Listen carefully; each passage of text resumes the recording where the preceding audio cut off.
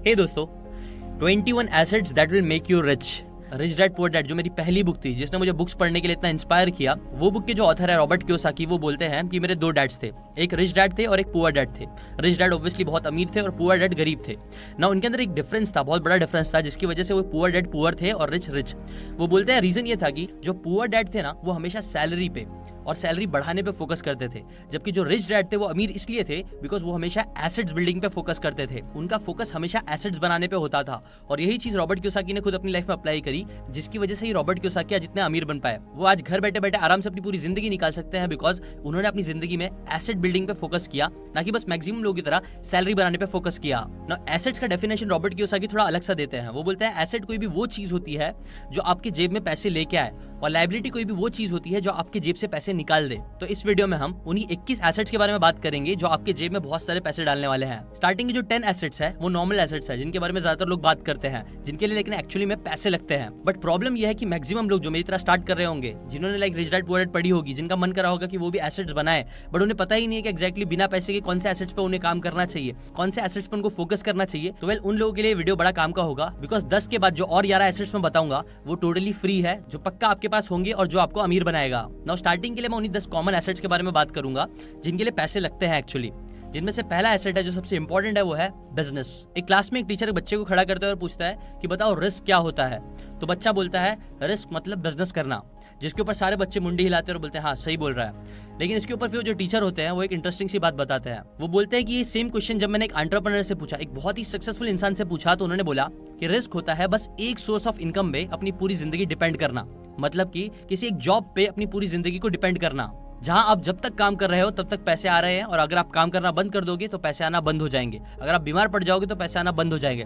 बताओ इससे रिस्की और क्या हो सकता है। मैंने ऐसा कितनी बार देखा है कि लोग बहुत ज्यादा एजुकेटेड नहीं होते हैं, बहुत ज्यादा समझदार नहीं होते हैं, बहुत ज्यादा एक्स्ट्रा ऑर्डिनरी भी नहीं होते हैं, फिर भी वो लोग घर पे बैठे बैठे बहुत पैसे कमा रहे होते हैं, अपनी लाइफ एंजॉय कर रहे होते हैं बिकॉज वो लोगों का एक साइड में बिजनेस होता है, जो बिजनेस उन्हें हमेशा पैसे लाके देता रहता है। इसीलिए सबसे पहला एसेट जो आपको क्रिएट करना चाहिए वो है एक बिजनेस क्रिएट करो। सेकंड एसेट जो आपको अमीर बना सकता है वो है रियल एस्टेट। ना देखो, अर्थ, हमारी जमीन ऐसी चीज है जिसे दुनिया की बड़ी से बड़ी फैक्ट्री अमीर से अमीर इंसान पैदा नहीं कर सकता है अपनी फैक्ट्री में। और जैसे जैसे पॉपुलेशन बढ़ती जा रही है जमीन की वैल्यू भी बढ़ती जा रही है। अगर आप बेसिक इकोनॉमिक्स के हिसाब से भी देखोगे तो जमीन बहुत लिमिटेड जगह है और जो इसकी डिमांड है वो हमेशा बढ़ती रहेगी बिकॉज पॉपुलेशन भी हमेशा बढ़ता ही रहेगा। सो ये सिंपल सी चीज में बताती है कि कैसे जो जमीन है ना उसकी भी वैल्यू हमेशा लॉन्ग टर्म में बढ़ती ही रहेगी। इसलिए जमीन में इन्वेस्ट करना one of the safest option होता है लॉन्ग टाइम के लिए। और इनफैक्ट आपको पता है जॉन डी रॉकफेलर जो कि एक बहुत बड़े ऑयल टाइकून थे, ऐसे ही कई सारे मिलियनर्स एंड मिलियनर्स बोलते हैं कि रियल एस्टेट का यूज करके जितने लोग मिलियनर्स बने हैं उतना पूरी हिस्ट्री में किसी भी चीज के थ्रू मिलियनर्स नहीं पैदा हुए हैं। इसलिए रियल एस्टेट में भी इन्वेस्ट करना आपके लिए बहुत अच्छा होगा। हर चीजें जो आपके जेब में पैसे डालती है वो होते हैं पेपर एसेट्स,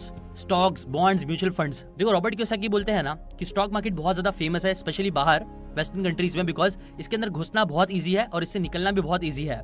बट क्योंकि इतना इजी है इसलिए कई बार इसके अंदर लोग गलती भी कर देते हैं। बट अगर आप समझदारी से स्टॉक मार्केट में इन्वेस्ट करोगे तो आप इससे बहुत पैसे कमा सकते हो। कि कैसे, अगर आपने 30-35 साल पहले बस 10,000 रुपए एक कंपनी में इन्वेस्ट कर दिए होते तो आज आपको उसके थ्रू 600 करोड़ रुपीज मिलते।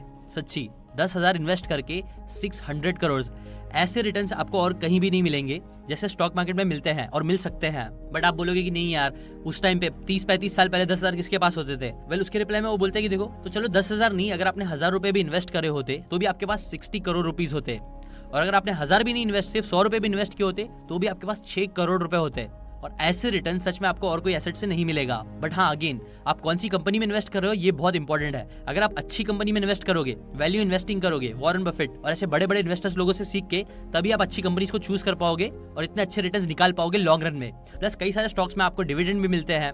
एसेट नंबर 4 है कमोडिटीज। आपको पता है रियल एस्टेट से भी ज्यादा कोई सेफ ऑप्शन है अपने पैसे इन्वेस्ट करने का तो वो है गोल्ड एंड सिल्वर में इन्वेस्ट करना।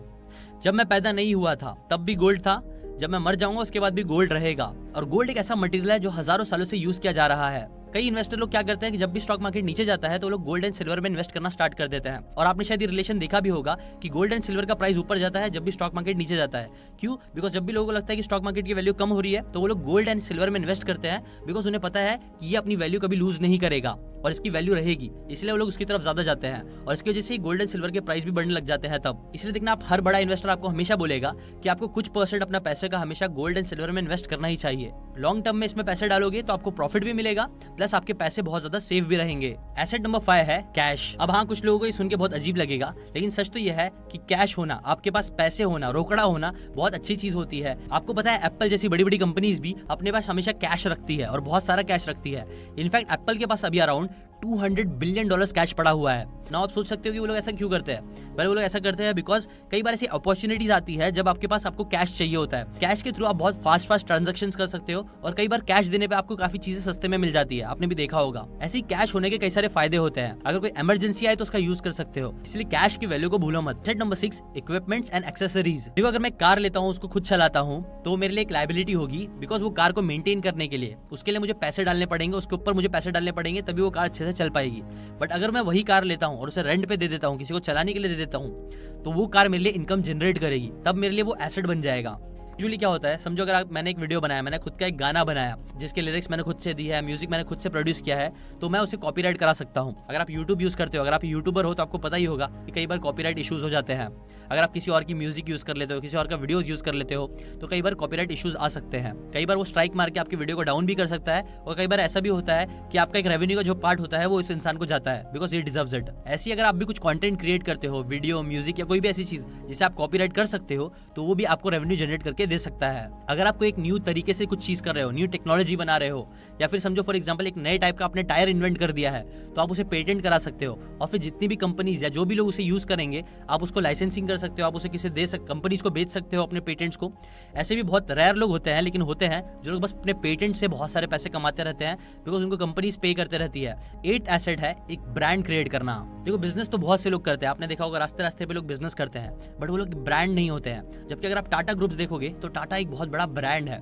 कल को अगर टाटा जो भी चाहे वो कोई भी नई फील्ड में घुस सकता है, अपने ब्रांड वैल्यू की वजह से ही वो लोग उसके अंदर भी पैसे कमा लेंगे, बहुत ज्यादा चांस है ना। आपको लगेगा कि यार कितना अनफेयर है ना, बट ऐसा नहीं है। आप चाहिए तो आप जाके खुद से कोई भी लोगो क्रिएट करो, आप डाल दो वो बैग पे, लोग नहीं खरीदेंगे, लेकिन लुई विटॉन का बैग लोग खरीदेंगे, बिकॉज उसने अपनी ब्रांड वैल्यू बनाई है।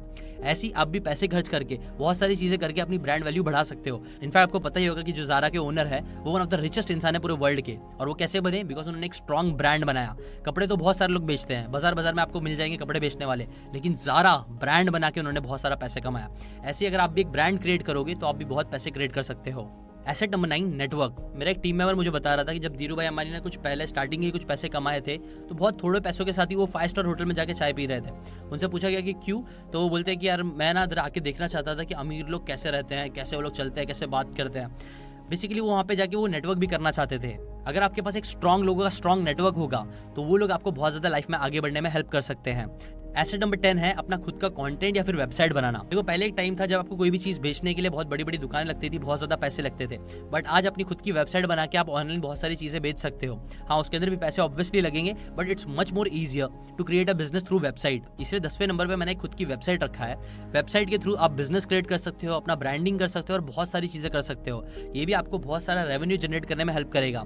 आपकी वेबसाइट पर अगर आप ट्रैफिक लेके आते हो तो आप एडसेंस से कमा सकते हो, आप ब्रांड प्रमोशन से कमा सकते हो, अपना खुद का प्रोडक्ट बेच सकते हो, नंबर ऑफ चीजें कर सकते हो आप वेबसाइट बना के। इसलिए ये एसेट भी आप जरूर ध्यान में रखो।